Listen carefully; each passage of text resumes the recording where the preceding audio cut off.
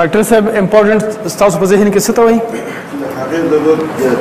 چې ضرورت زیات وي ضرورت زیادہ ہو جی ڈاکٹر صاحب وائٹلی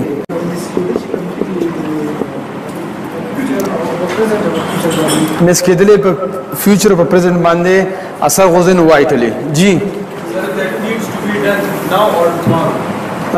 that needs to be now or tomorrow جی the most urgent work جی سنبل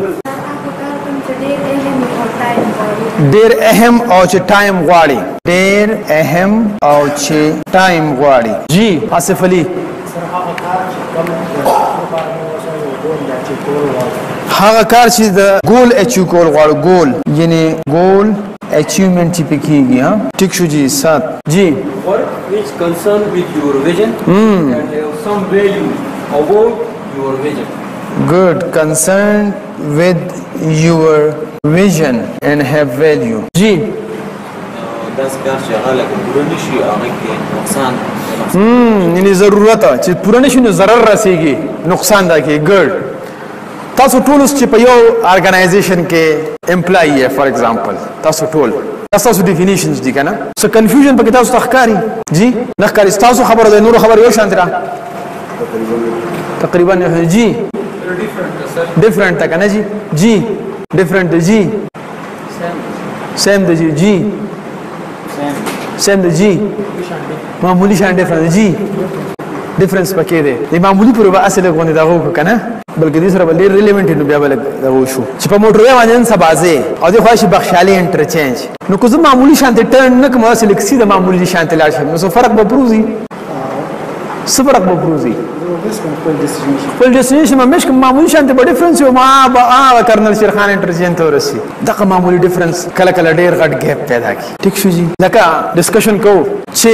that needs to be done now or tomorrow چې نن پکار دی یا سبا پکار دی نن پکار دی یا سبا پکار دی اوس دوی تاسو سره دی دوی چې دا کار امپورټنت دی ها دا کار امپورټنت دی تاسو د سحر راغلل او تاسو ذهن کې ډیفینیشن چې نن یا سبا تاسو دې ته امپورټنت وایي او دی ګنټه پس راځي دا کار د کړه دی کنه دی کړه او تاسو وایي چې جی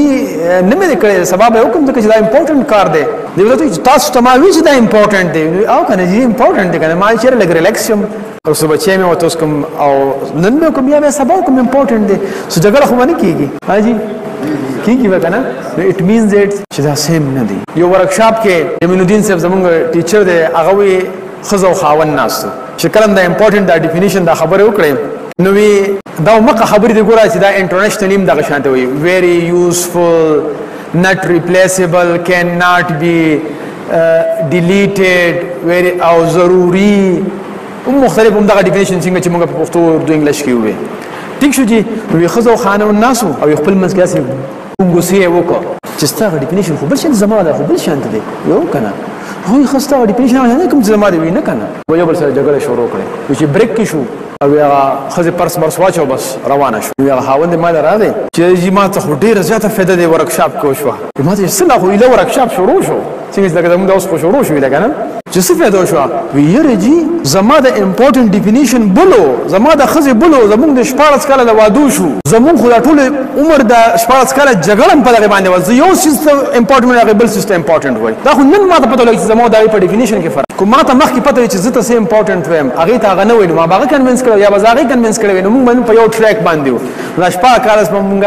جګړه نه کولې ما چې الحمدلله ټیک شو پیدا ته وشله جوړ ډیفینیشن یو کې خپل ژوند